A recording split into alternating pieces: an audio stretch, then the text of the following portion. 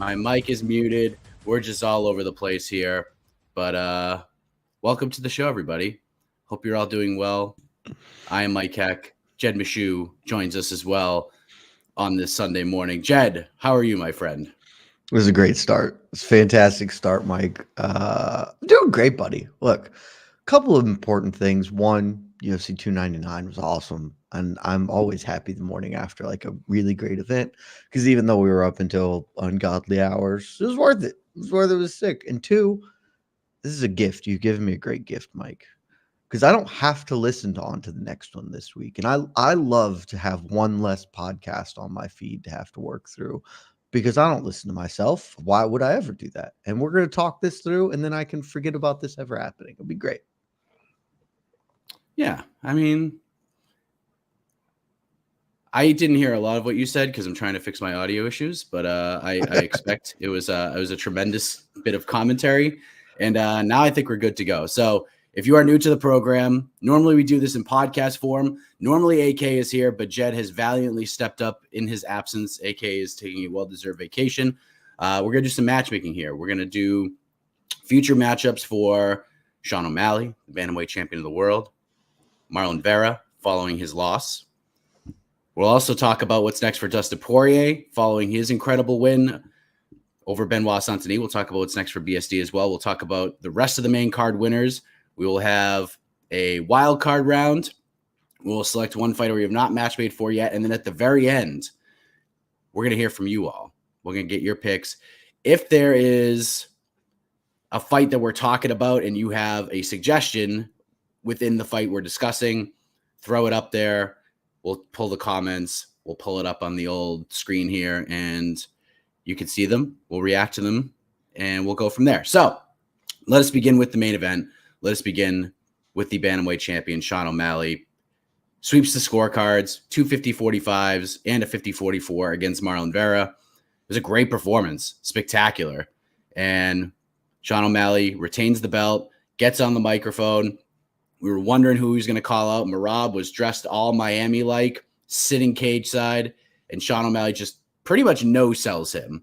He does mention his name, but he pretty much no-sells him. He says, yo, Dana, I want to go to Spain. I'm going to go fight Ilia Topuria. And then was basically like, I mean, if like you want me to fight Merab, I'll go knock him out. But Topuria is the fight that excites you the most. So are we doing a trip to Spain for Sean O'Malley? Because I think the UFC wouldn't entertain this, although Dana White kind of shot it down a little bit. I think mostly because they don't have a venue, they don't have a date, and something that you say a lot, with holding up both of these divisions, especially right now, is a tough time to do it. So is it Merab? Is it Topuria?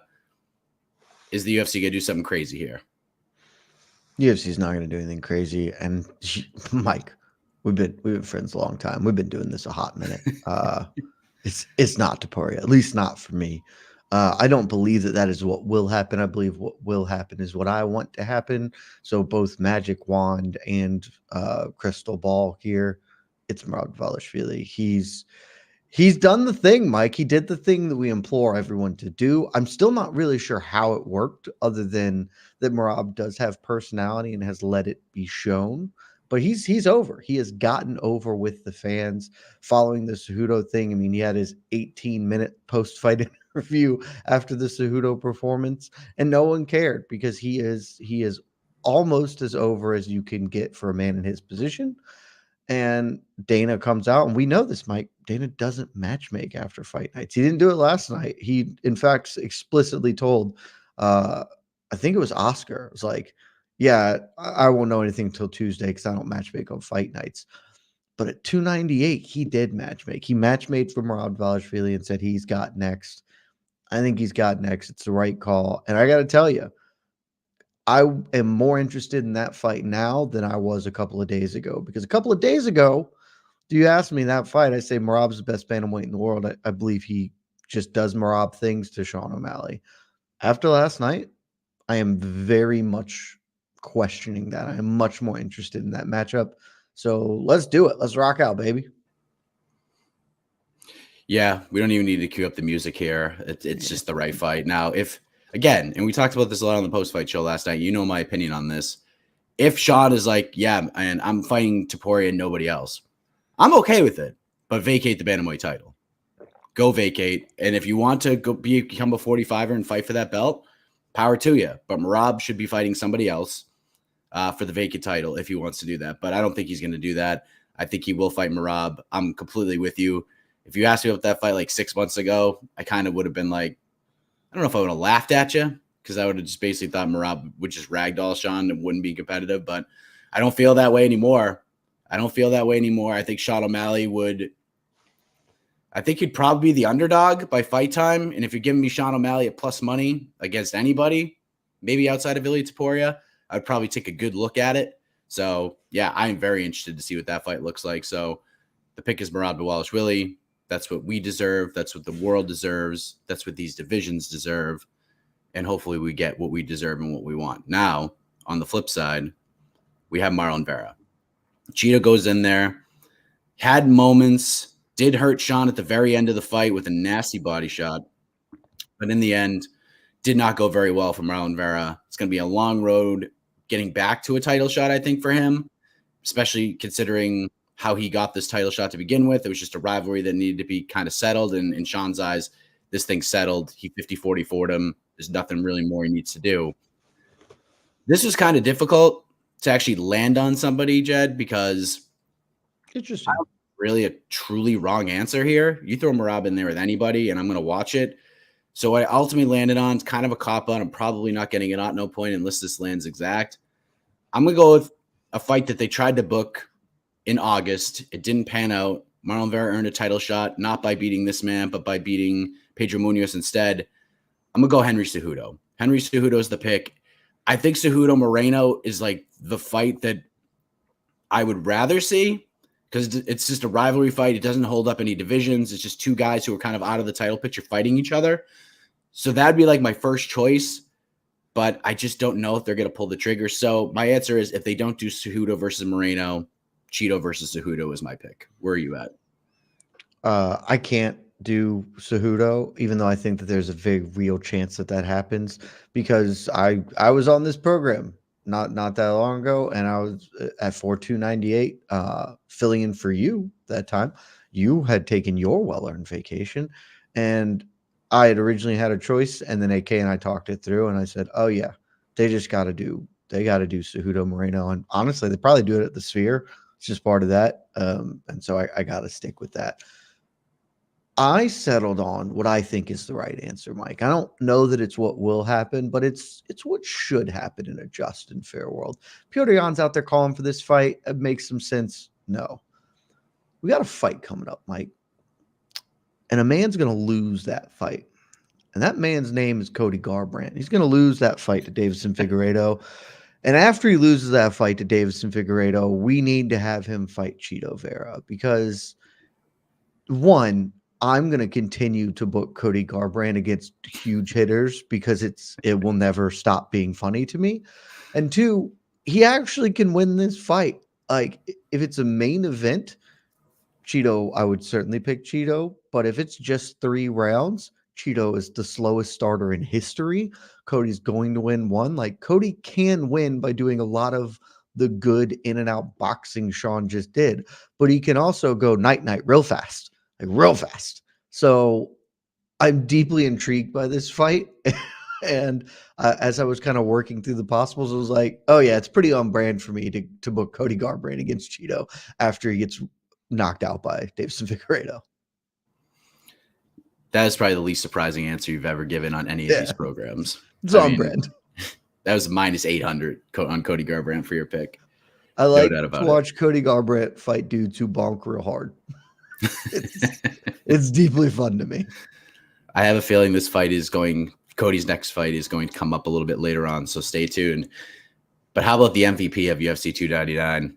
As good as Sean O'Malley was, he was not the MVP of the card. That moniker belongs to Dustin the Diamond Poirier. What a G. Goes out there, has a tough first round, but still very competitive. Him and BSD was everything we hoped for and more. And then he just annihilates BSD, knocks him dead. The follow-up shot was so vicious. I watched it again this morning. Just absolutely brutal. And Dustin Poirier just planted his flag. He sent a message to the rest of these lightweights trying to vie for Islam Makhachev. Ali Abdelaziz takes to Twitter and says, Dustin, you took a big risk. You went back and you fought a dangerous guy. You knocked him out. Islam's fighting in June. Let's do that. You said it on the post-fight show. You had a couple hours to sleep on it. Are you still with Dustin Poirier to get the title shot after this knockout win? Yep, I think he's getting it. It seems very clear to me that is what is going to happen here, and I don't have an issue with it. Would not be my choice, right? My choice would be, and I said it, even though everyone is very excited about it, I want Justin Gaethje to get his day.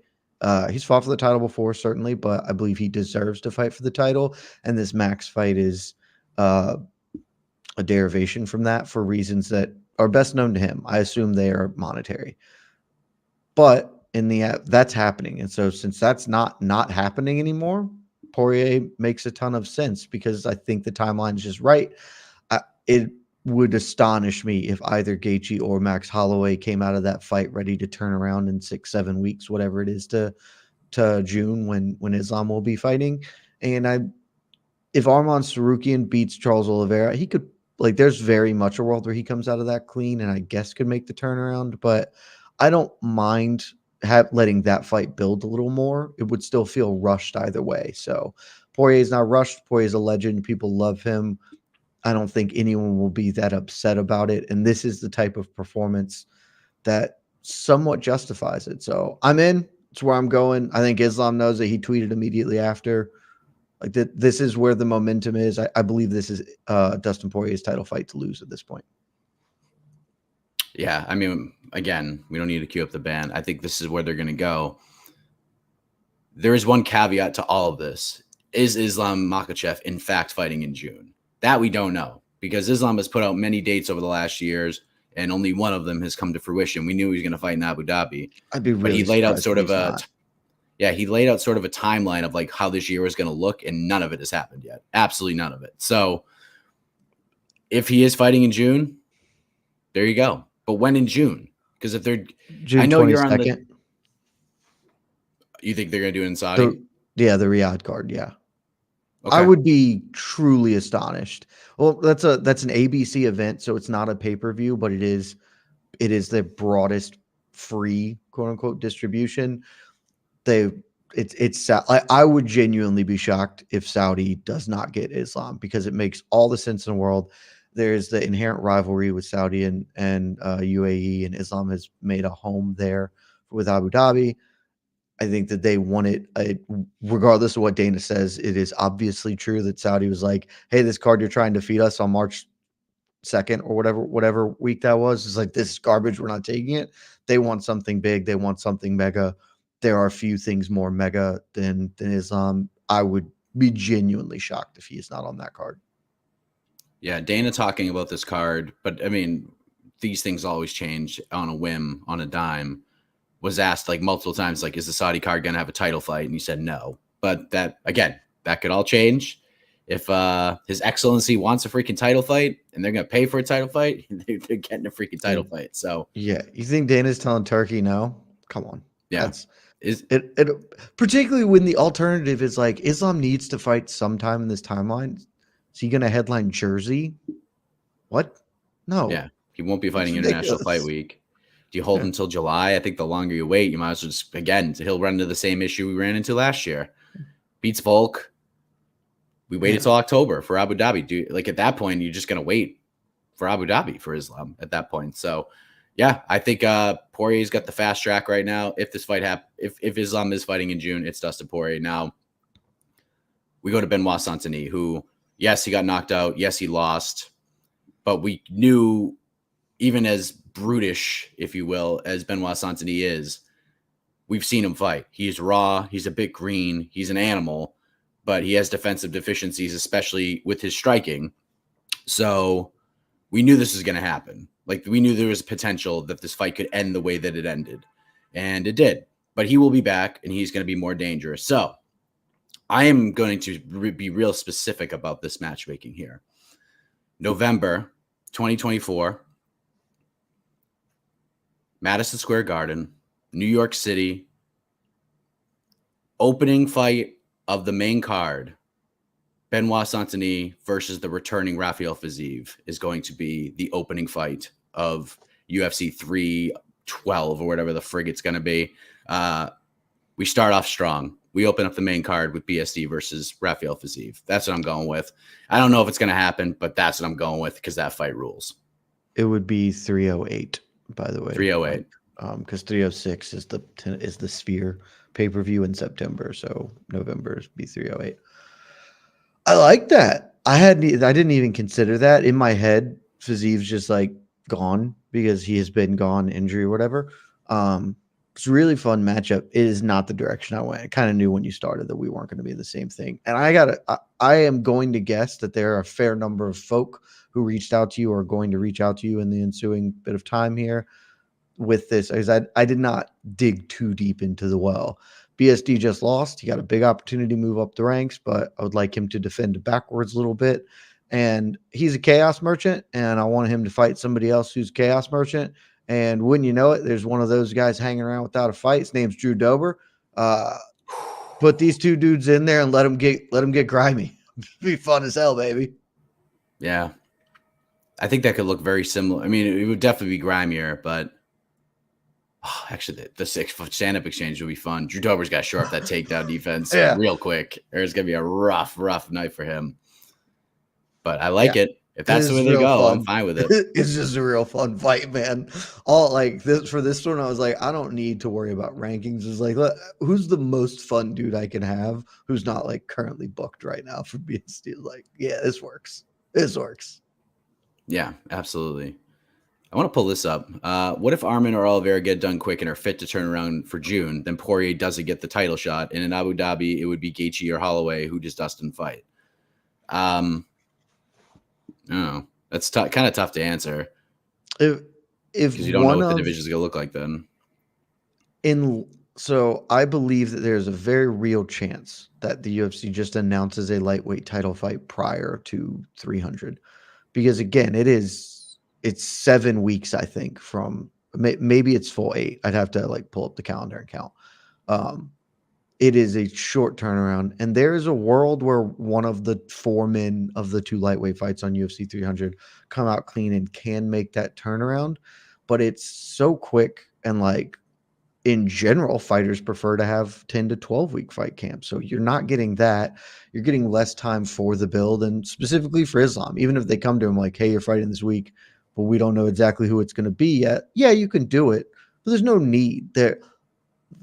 Any of the dudes there don't need to turn around and fight in June. They can just be the guy who gets to weigh in as the backup fighter in there. And Poirier, no one's going to be upset about Poirier getting. So I think he has the inside track, but that is open. Like there is still certainly a window where someone can jump in. Would you like BSD versus Gamrot? It'd be fun. I don't know what to do with Mateusz Gamrot. I love him so much, but he is so weird because it's pretty clear to me the UFC doesn't want him fighting for a title despite letting him weigh in as a backup fighter. And I get it. Like, I don't agree, but I understand. And so BSD would be kind of good in that regard because I think he's got a good chance there, but also would it astonish you if Gamrot just Gamrotted all over BSD? And then it's like, no, okay, well, our fun, exciting dudes now lost 2 in a row. This sucks. Like, it's just hard to matchmake for BSD right now. I did not pick him for, or not for BSD, sorry, for Gamrot. I did not pick him for my wild card in case you were wondering. I also didn't. I think, honestly, that would make sense for Fiziev because the first fight's the knee injury or whatever. So they could have like a real clean, like settle this up, do it. UFC's been doing a couple of those injury weird rematches. It would appear Curtis Blades might get the same thing again. That fight would make sense for me. Well, let's move ahead to Michael Venom Page makes his UFC debut, beats Kevin Holland pretty clean, landed some big shots. Kevin Holland is so tough, but well, it's always not the prettiest when Michael Page delivers a winning performance. Boy, Kevin Holland's body language at the end of that fight was, I mean, it wrote a book. It wrote a freaking novel man was completely frustrated. Never seen Holland like that in a fight. Even when he's fighting wrestlers at 185 and getting taken down over and over again, he was never as frustrated as he was last night. And Page comes through, successful win. We're wondering if he could come through with a huge performance. Maybe he jumps the line because the UFC doesn't want Bilal Muhammad fighting for the welterweight title for one reason or another. But MVP didn't call for it, didn't call for anything big. He said, look, I still got work to do. I'm here. We're going to make things happen, but I ain't ready yet. So what do you like next for Michael Venom Page after this win? I just want to say, Mike, the most animated I was on last night's post show was talking about MVP because the amount of backlash that came at this man, I slept on it. I still don't understand it. Not like there were people who were impressed by the performance. There were, if you go watch the pros react, also a number of dudes who were like, embarrassing. That's not fighting. He's running. Like, I don't know what you were watching. That to me, even members of our own staff were like, "Oh, it was a trash fight." Trash fight is a direct quote, which is an insane thing to say about what happened because, guys, we've all seen Kevin Holland fist fight before. Have you ever seen Kevin Holland fist fight while shutting the hell up? Because I haven't until last night. Then he was shutting the hell up because he's getting his ass beat. Like it was an objectively impressive performance from a dude in his UFC debut. The only reason that he did not get a finish in that fight is because Kevin Holland's real tough. Kevin Holland's been knocked out one time in his career. It was the TKO against Wonder Boy after 4 rounds of a similar looking ass whooping. If that had 4 rounds, wouldn't shock me at all if Kevin Holland's corner was like, dude, we're not sending you out for a fifth of that. He beat him pillar to post, but for the one time where he tripped doing something real dumb, and Kevin Holland ended up on top for a minute. And people are going to hate this. There's going to be a lot of backlash to this one, Mike. And I got to tell you, I don't care. This doesn't deserve to happen, but I think there's a very real chance that this does happen. And if it does, I'm here for it because it will make some people's heads explode. And I think that will be funny. I've gone ahead and booked him against Leon Edwards for the welterweight. Oh my God. I've done it. I've committed to it. I feel great about it, Mike. I don't have any issues at all with it. They're going to go back to England this summer. England on England violence. Just have it headline. It'll be terrific. It'll be so funny because it might be the worst fist fight you've ever seen. It'll just be great. Think of the visuals of MVP standing with his hands down by his ankles, 18 feet away from Leon, and Leon just staring at him. It's like, I'm totally okay not punching and not stepping forward. If you are, bro, I'll do this for 25. I ain't got no issues. It'd be great. I've gone this way for a number of reasons. One, I do think that there is legitimate build now and a legitimate shot that Shavkat ends up fighting Jack Della Maddalena. But we'll talk about that in a moment, not how I'm picking. But mostly I think that the UFC doesn't know what they want to do at welterweight for whatever reasons. And MVP presents a easy and simple, fun sort of choice for them that they may just take the low-hanging fruit instead of having to make the choice that they are currently facing. So I'm torn. I'm torn on this one. I didn't do it. I didn't do Leon. I couldn't. I just couldn't. If MVP had come out and like fired up a promo or something, I might lean towards it. But this was hey man, I got work to do. I ain't there. So I ultimately landed with Jeff Neal for MVP because I just think that's a fun fight. I honestly don't. I think they might do something a little different here. My other option was I do think Vicente Luque is going to beat Joaquin Buckley, and MVP versus Vicente Luque could be pretty damn fun. So I think it's going to be like one of those two guys, but I'm going to go with Jeff Neal. If Jeff can turn around relatively quickly, I do expect MVP to fight when they go to Manchester in July. It's not going to be a pay-per-view. It's going to be a fight night. He might even headline that event. So yeah, it's going to be one of those guys. Here's my question, because I spent some time thinking about this before. I was like, YOLO, whatever. Do you think those fights get MVP a title shot? Because I do think that they want to accelerate the timeline here for MVP. I think that would make sense for them to be like, it totally get it if they don't give him a title fight right now. If they don't give him a title fight, I feel like they're just going to give him one that a win they can get him over as a title contender. He's 36. and You'd they have to kind fight of want Michael Colby. Like, I Chandler. think you would have to fight Colby. So that's my backup. That was the other answer I had written down. You obviously have much more experience with Colby. In my head, Colby might take that fight, but I don't know if that's true or not. Colby should pivot to this 100%. I certainly should pivot to this. Yeah. But I think that he would do that. It's like, okay, all I have to do is tackle him. I saw Logan Storley hang on to his ankles for 25 minutes and win a garbage decision. I can do better than that, surely. And so kind of feel like that actually is the line that they would take. I just didn't know if Colby would accept it, even though I think he should. I see a lot of people suggesting this one fight, and I saw it on Twitter. People are DMing me, MVP versus Wonderboy. And while Never happened. I get it, these two, they're buds. They're not going to fight each other unless it's for a belt. If MVP wins the welterweight title and Wonderboy wins a couple in a row, that's the only. I think that's honestly, knowing both guys, especially Wonderboy the way that I do, I don't think that fight happens unless it's for the belt. Yeah. I agree. So. I don't think that fight ever happens. Also, just want to be so clear, guys. You don't want that fight to happen. That fight would be awful to watch. They would just be karateing each other, which means they would never contact each other. Because every time MVP leaps in, Steven would leap away and vice versa. They would just be hopping around, not hitting each other. Yeah. But options aplenty for Michael Venom Page, and we'll see how it all plays out. Are you going JDM Shavkat? Because I feel like we're on the same page here. I'm not going JDM Shavkat. You're not? I'm not. I love the call out, by the way. It's spectacular. It was a spectacular call out. I think it's a great call out. I think it immediately got people interested, which is the sign of a good call out. I did not, very specifically, because though I have said for a long time now, I think this is all going to break cleanly. Bilal's going to get his title shot, the title shot he deserves. It's tough for me to say that if I'm going to put MVP into a title fight. So what we've done instead, they're going to make Bilal fight again. At this point, it seems like they just kind of are because they hate him.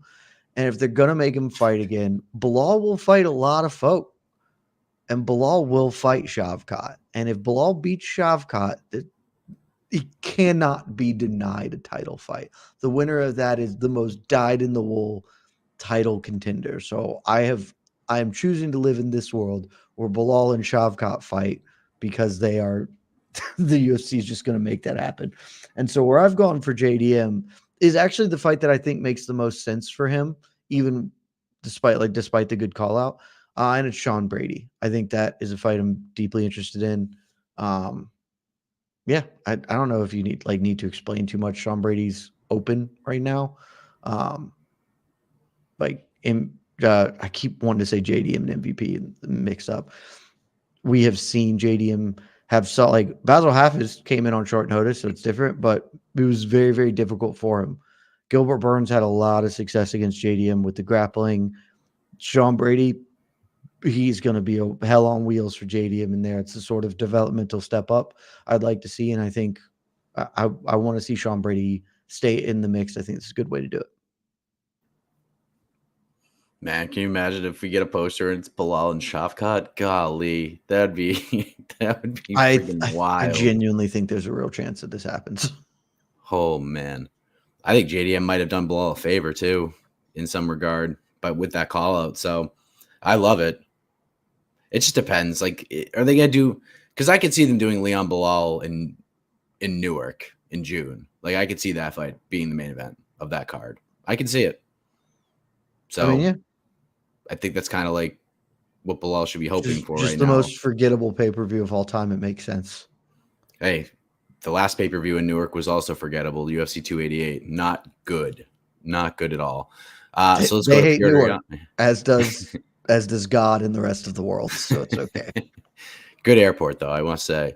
Let's go to Petr Yan. Bounces back, avoids a 4-fight losing streak. Fun-ass fight with Song Yadong. Song has proven he can hang with all these guys. He's just missing a little something. Just a little something to get him over the hump, but he's coming. But Petr Yan just grits down. Tremendous third round. You could see the weight lifted off of his shoulders when Bruce Buffer announced him the winner when that third round ended. I am going with, and we mentioned this earlier, there's a fight coming up UFC 300 that I know is near and dear to your heart, Jed Meshew. It is Deiveson Figueiredo versus Cody Garbrandt. I'm going with the winner. I do think it's going to be Deiveson Figueiredo. Give me Petr Yan versus Deiveson Figueiredo. That scratches me right where I itch. How does it work if you've picked the winner of the fight and I've just preemptively picked Deiveson Figueiredo because I believe he's going to win the fight? Because we're in lockstep here. I don't know if we need to cue the band for this one. This feels I a don't know if I little can open. sing. Yeah, it feels a little obvious to me, but this is the call. I know Petr Yan has called out Cheeto, and I think there's a really good chance that does happen. But Cheeto should take some time off. He got the just tar whooped out of him. And Deiveson Figueiredo, Petr Yan, that sounds real fun. Sounds real fun, man. Yeah. Who foresaw Miami being so fired up for Yan? Florida loves Petr Yan, man. They freaking love him. I was talking about this in the watch party. When Yan fought Sterling in the rematch in Jacksonville, outside of Khamzat Chimaev, Petr Yan was the most over guy on the card. Like, it wasn't even close. They friggin' loved him in Jacksonville. Absolutely loved him. People loved Petr Yan. Like that. There was a reason. I said this on No Bets Barred this week. It was like 3 years ago or whatever. Whenever Henry Cejudo, I guess 2019, when Henry Cejudo retired, Dana didn't even pretend to care. Like that evening, literally within minutes of Henry being like, I'm retired unless they give me a great reason to stay. Dana goes to the post-fight presser and he's like, so Henry's out of here. This was like not that long after the whole Habib situation or whatever. Hey, Henry's just gone. We don't care about him. And in 2 months or whatever, Petr Yan's going to fight somebody for the belt because Petr Yan was super popular and super good. And we thought he was going to be the dude to reign over this division for a long time. He has lost a bunch. It's been kind of weird for him, but that popularity and the belief that he is exceptional have not faded. He's still very much over. Yeah, great fight, great performance. Man's back. He's ready to go. All right, let's go to the wild card round, and then we're going to go to you guys for another wild card round. We will select one fighter we have not match made for yet, and we'll match make for him now. It could be someone from the prelims who picked up a big win. It could be someone from the main card who suffered a tough loss. What do we think, Jed? What's the wild card selection for UFC 299? I'd like to tell you that I have a criticism of you, Mike Heck, and I wanted this to be the time that we brought this up because I am disappointed. 299 was such a stacked card. It feels wrong to just do one wild card here. Maybe you don't maybe you don't match make for every fight on the card, but it was so stacked. Like for 300, you and AK got to do you got to match make for the whole card. There's no way around it. I mean, every one of these fights is at the minimum an Apex headliner. And call me crazy, right? But if you guys are going to match make for the winner of Jairzinho Rozenstruik versus Gaziev, I feel like we should be matchmaking for Kyler Phillips and Felipe Lins. I don't really care about, honestly. We should be matchmaking for all of these dudes, right? So it's my one criticism about this, though I do appreciate you not making me matchmake for all of them. I have 3 names. Yes. One, I'm just going to say we do not need to talk about it. It would be the lowest on my totem pole. Shout out to Curtis Blades. Great win over Jailton Almeida. I think the call out was spot on. And you know what kings and heroes do? Tommy Aspinall was like, I'm game. Send me location, baby. Because he's not a coward, unlike some other people masquerading around with a heavyweight championship over their shoulder. It's a great call out. That's a great one. I spent a lot of time trying to find the matchup for my grown adult son, Michel Pereira. I couldn't find one because the matchup I want for him outside of any belt situation, I would very much like to see this man fight Dricus du Plessis. At some point in time, I need that to happen. It obviously can't because DDP is the champion, but that's a matchup between my 2 children. And while many people would hate to see their children fight, I would absolutely love to see my middleweight children fight. And so I had to go to another one that I think is just a deeply funny fight. This is, if I'm only allowed one, this is the one I'm picking, Mike. There's a man who did some impressive things on the undercard. This big man did some impressive things. Sure, Josh Parisian ran at him with his chin in the air, his hands down, like a total idiot who has no concept of fighting. But doesn't change the fact that Robles Despania just killed a man, and it was awesome. And we can't rush him into anything, but what we can do are have comically fun fights with this man. And you know what's comically fun? To pair 6'7" Olympic bronze Oh medalist my God, karateka don't do it. Robles versus your favorite, my favorite, Chris Huggy Bear Barnett. Let's go, baby. Yeah. Wow. It would be so funny, Mike. 5'9" Chris Barnett versus 6'7" Robles Despania. Come on. The visuals. Chris Barnett Oh, is also man. a circle, like my new favorite glory kickboxer. And he'll do some wild spinning shit, and Robles will just be chucking him. It's the best fight. I was so happy when I found it. I was like, oh my God, this is my best work. So I also went with Rubelas Despain. I went the total opposite, though. I went with a big man who Rubelas is just got a death touch in seconds, who is also a giant man. Not as big as Rubelas, but a giant man. Look, we don't throw Rubelas in there with wrestlers. We don't throw him in there with seasoned vets. We throw him in there with like-minded, experienced fighters who, let's just be honest, not very good. Get Austin Lane, man. Just get Austin Lane. Just let those two guys get in there and just chuck him until Rubelas hits him once in 8 seconds and knocks him out. Like, let's just do that fight. I'm down. Let's just go. I have to. He was so good. He was so good last night. My fight is so much funnier than yours. Oh, yeah. Oh, but in execution, I think my fight's going to be pretty funny. I mean, anytime Rubelas fights is going to be funny. I think he is a dude who is not going to make you take your time. Like, it's going to be over quickly one way or another. And I respect the hell out of him for that. Yeah. All right. Let's go to the peeps here. Of course, as you guys know, we do have the super chat feature. You get to hop the line. I don't care if I got to be honest with you, ladies and gentlemen. I got to check out of this hotel very soon. I don't care if we have 800,000 super chats. We ain't getting all of them if it gets past that time point. But we'll do the best we can. And let's go. So shout out to Miguel, super chatter.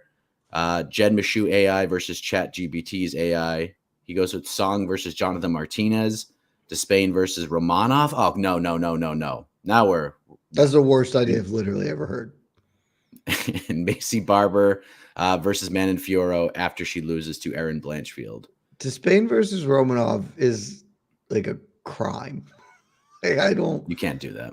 Like, dictatorships are better ideas than that. I don't know what you are thinking other than you just want to get him to lose awfully. Yeah. Avoid no Romanov. There's a rule for Despain. No Romanov, no Marcin Tybura ever. Yeah, dude. You can have him fight Jairzinho Rosenstrike if you want him to fight like a ranked dude. Like, that would be a huge step up for no reason. But like, that fight, that at least makes some sense. Romanov is awful.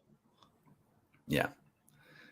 All he has to do is just survive 7 minutes and he could win the fight. Lazy Bit likes Despain versus Jamal Pogues. Sure. Michelle Pereira versus Marlon Vera. Be popular. Yeah. Beavis and Butthead with a little bit of doo-doo right here. AK is very good at giving the disclaimer. It's basically like we try to focus on the winners. If you want to do the losers, it's fine. You get no points solo. If you are like super duper original, you're the only one who comes up with it. And if it's a rematch or a third fight, make sure you put the number on it. And if somebody's booked and you don't mention it, then you get a doo-doo. And this is kind of what's happening right here.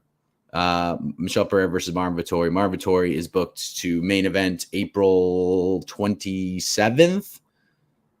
No, April 6th. April 6th against Brendan Allen. So he's booked. Just throwing a win or lose. Win or lose, or when he wins or something of that nature. That works. I did think about Brendan Allen because Brendan Allen is a super fun fighter. And so that would be fun for Pajeda, but I couldn't take my eyes off the DDP prize. That fight has to happen before they're done. Yeah. I need it. Kyler Phillips versus Rob Font, Gamrot versus Dan Hooker. Oh, man. I hate that for Rob Font. I don't think he gets Kyler Phillips. And just let Rob fight like someone who sucks. He's been getting just the tar wailed out of him for the last couple of years now. Just fighting super hard dudes and getting the shit beat out of him. Yeah. I did like the Mario Batista call out of Rob. I think that fight actually makes a lot of sense. Yeah, sure. I don't know if a guy like It's so Tyler. hard though. God damn. Yeah, there's just no easy fights at 35 for him. Just fight back for a minute. Just build the confidence. Beal likes Gamrot versus Hooker as well. Huggy Bear versus Cuban Bear. You got people on board, Jed. Like, I knew that as soon as I said it, people would be like, yes, please. That sounds delightfully fun. Tristan likes Michelle Pereira versus Shara Bullet. I think it's a little too soon for Shara Bullet. I also just don't care about Shara Bullet. Super chat from Lazy Bed. Yan versus Umar on the Saudi card in June. If they book it, I'll watch it, but I don't think that's going to happen. Corey Sandhagen will be fighting Umar, perhaps on the Saudi card. Absolutely possible for that. Corey has said he will fight it. The fight was previously set. Corey's not getting a title fight, so he needs one, and that's Corey gets the Dustin fight, right? Like that. Here's a dude that people are super high on. Not a lot of people are going to want to fight. Who's rising? He's got a much bigger name than BSD, just because he shares the last name with the greatest lightweight of all time. Corey is making the correct mental calculation to take this fight, and he's going to get it. Dog the Value Hunter picks from 299. Cheeto versus Jan Phillips versus Jonathan Martinez. I like that fight a lot. That's fun. Linz versus Mirzakhanov. Almabayev versus Durden. Pereira versus Fluffy Hernandez. That's fun. I think Fluffy deserves like a top 10 guy, though, at this point. That's the thing is, I think both of them deserve, like, I just pulled it up. Fluffy is ranked in the UFC rankings, but Fluffy deserves to fight upwards, and Pereira deserves a ranked dude, not just like, all right, you're just going to sneak in, and this guy who's on a great run is killing it. Like, let's let middleweight get some transition going here. Yeah. Joe, Sean Versili in Spain, Corey Merab could fight for the interim title. We don't watch the same sport if that's the shit you're looking for. Dude, they're not going to Spain until 2025. It's criminal, but it's going to take them forever to go to Spain. Also, the biggest part of the thing that does not feel like a single person is talking about, because they're all just talking about like, all right, well, it would be ridiculous. It would be like a little ridiculous that Merab gets passed over, but whatever. Bro, there's a line of contenders who are viable and good and useful at 145. I love Ilia Topuria. I think he kills all of them, but he needs to do his own work in his own weight class. Like, and we all know that Volk is fighting him next. Like, that's just going to happen. Just let's live in reality, guys. We'll take a few more. Pereira versus Delize from Bleezy. Despain versus the Tafa Williams winner. No, Carl Williams is also on that list of guys you do not throw Despain in there with. Wow. You're just writing off one of the Tafa bros. I don't remember. No, I'm just saying Carl Williams' name should not be mentioned in the same sentence as Rebellis Despain, because he is just going to try to wrestle the entire time. I don't mind Rebellis against either of the Tafas. Agreed. Pick one, doesn't matter. That's fine. It's not as fun as Chris Barnett, but it's fine.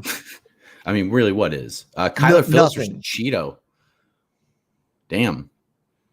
I mean, Macy Barber versus Jessica Andrade. Andrade is fighting UFC 300, by the way. Barber's in a tough spot right now. She really is. I don't know what they do with her, because, like, somebody said this on one of the things we did this week, Mike. They were like, is Barber screwed now? Because even if she beats Sermonara, she's not getting a title fight. And that's true. She was not getting a title fight with a win. She wasn't getting one anyway, because there's a woman named Erin Blanchfield who is just waiting to kill everyone and then will finally get a title fight as they drag out the Shevchenko-Grasso rivalry as long as humanly possible, because it's tough. But, like, I don't know where she goes.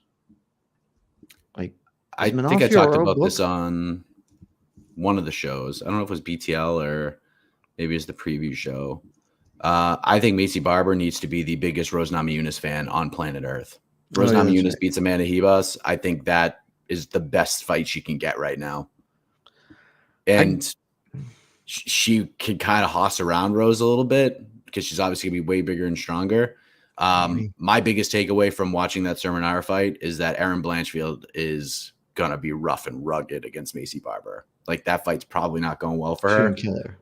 Yeah, that's not going to be all that competitive. That's the thing. Macy is getting better. Probably gets the winner of Blanchfield-Fureur, right? Who? Like that Barber. I think that would make a lot of sense timeline-wise, because Blanchfield-Fureur are going to fight and then wait forever because we're doing King Tough. If I'm Erin Blanchfield, I ain't fighting anybody. If she goes out there and wins, I ain't fighting anybody. Just I think I would, because it's Macy Barber. I'm fucking kill that or woman. Juliana Pena wins the Bantamweight title. Just go fight Juliana instead. That's like, fair. Do that. That's fair, I guess. I do think that Blanchfield is in, like, I'm normally lockstep. Like, you got a title fight, absolutely wait. If I'm Shavkat, I would not fight a soul, because I can just wait for a title fight. Erin Blanchfield is like maybe one of one fighters. So I'm like, it doesn't matter. You're gonna kill him. So like, just fight whoever. It's okay. Yeah. JDM Shavkat main event in Perth. There is rumors about them going back to Perth, I think in August, and according to those reports, it's going to be a pay-per-view. So that wouldn't mean JDM Shavkat would not main event that card, but that's so damn good addition to it. It's very, very interesting to me that the reports are for pay-per-view, because for the last few years they have gone to Perth consistently, and Australia, and it's always been pay-per-views, but that also lined up with having several fighters in the region with belts. And so they no longer have that. And I kind of thought maybe now we'll just go back to Australia for a fight night, which would be okay. But if they're still committed to it, I'm just sort of interested how that ends up working. Yeah. Well, look, I mean, at the same token, even though it's a month earlier than we would expect, if they ain't getting to Spain, if you do Ilia Topuria, Alexander Volkanovski is the main event there. I mean, you definitely can do that. The last 4 trips to Australia have all been pay-per-views. But again, they were headlined by Israel Adesanya, Robert Whittaker versus Israel Adesanya, Alexander Volkanovski, Islam Makhachev, and then Israel Adesanya, Sean Strickland. Like, that's just, you could absolutely do the Volk rematch there, but Sure. It does feel a little, I mean, it's fine. It just feels like a little disrespectful to Topuria, but it's a little. Okay. But it's I don't fine. think Topuria cares. It's going to get pay-per-view points, and you can knock him out again. I doubt he cares. And they're going to load that card up because Perth pays for it. The tour sport pays for it. Nathan Andrews also likes Gamrot versus Hooker, Pereira versus Paulo Costa. I would be down for that fight. I don't know if we get it, but I'd watch the shit out of it. That was actually the name I have written down, and then I was like, sure, and it's kind of fun, but I was much more in love with my Robles pick, so I shifted. But I think that fight makes sense, and I think there's actually a decent chance that happens. So. And why doesn't Barber just move up to 135? Pena beef is there. Division is trash. It's not a bad idea. I mean, the Pena beef is there, but Pena doesn't even have the belt yet. So it's like, it's fine. It's not a bad idea if Pena wins the belt, but I'm not even sure they would give her the title fight, because the guys, I don't know if you know this, there's a woman fighting at UFC 300, and assuming she can make the weight, yeah, she's going to beat Holly Holm, and she is for sure going to get a title fight off of that. And so there's no need to put Barber in a fast track here. Yep. Terrence Leverett, thank you. Yan versus Cheeto. Someone's first round O has got to go. Yeah, let's just do a 1-round fight between those two guys. God, that'd be awful. Just staring at each other. Let me see. Do we have anything else? I saw somebody put this one up in the comments, and I just like it because it will never happen for reasons that I understand. Alexander Volkanovski versus Dustin Poirier, and it's like, yeah, that's what I said. What I said previously, Volk should just bail on 45. I said that like prior to the second rematch. It's like, if he really wants to do the lightweight thing, screw it. Just move up to lightweight. You won't get an immediate title fight, but there are a ton of fun fights at lightweight. We've called for Max to make the move up for years because they're just sick fights at freaking lightweight. I would absolutely love to watch Volk fight some of the top dudes at lightweight. I think you could certainly compete against them, and that would be great. I don't need to see him fight for the title. He's going to do it, and that's totally okay. But like, once he loses to Ilia again, just come up to 155 and do the fun thing. I'd watch the hell out of Volk versus RDA. Why not? Like, let's do stuff like that. Yeah. Well, there you have it, everybody. We're going to get ready to rock and roll and start packing the rest of my crap to check out of here. AK, excuse me, I think AK is back next week. Be the usual format on the podcast network. We'll obviously have a live on to the next one after UFC 300, April 13th. But next week, Jed, UFC back at the world's most famous Apex with 13 can't-miss fights, headlined by the heavyweights, Tai Tuivasa versus Marcin Tybura, Brian Battle versus Angel Losa, Kennedy and Chichuku versus Ovince St. Preux, Christian Rodriguez versus Isaac Dulgarian, Pannie Kianzad versus Macy Chiasson. We got a women's bantamweight fight. How about that? We got a couple. Gerald Meerschaert, Brian Barberena, Mike Davis, Natan Levy is going to be fun as hell. Josiane Nunes versus Chelsea Chandler, O'Day Osborne versus Jafel Filio, Thiago Moises versus Mitch Ramirez, Josh Kulabau, Danny Silva, Corey McKenna versus Jacqueline Amarim, and Chad and Ellinger versus Charalampos Gregorio. That is UFC Vegas 88. I don't think the board is going to have 3 stars written on it when we start talking about that card. It's sure not.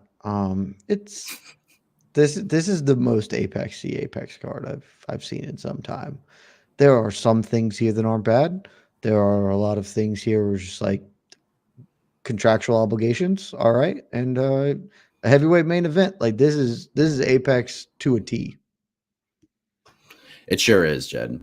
It's terrific to put Tai Tuivasa in front of a crowd. That's maximizing the Shui. Yes, for sure. We're done. AK and I back next week. Thank you for watching. Thank you for bearing with the early technical difficulties. Thank you for bearing with my voice. But we're done. Lots more to talk about regarding UFC 299 coming up over the next few days. For Jed, I am Mike Heck. We'll see you next week on the program. Always remember, don't take this stuff too seriously. MMA is supposed to be fun. Enjoy the rest of your weekend, everybody. Love you.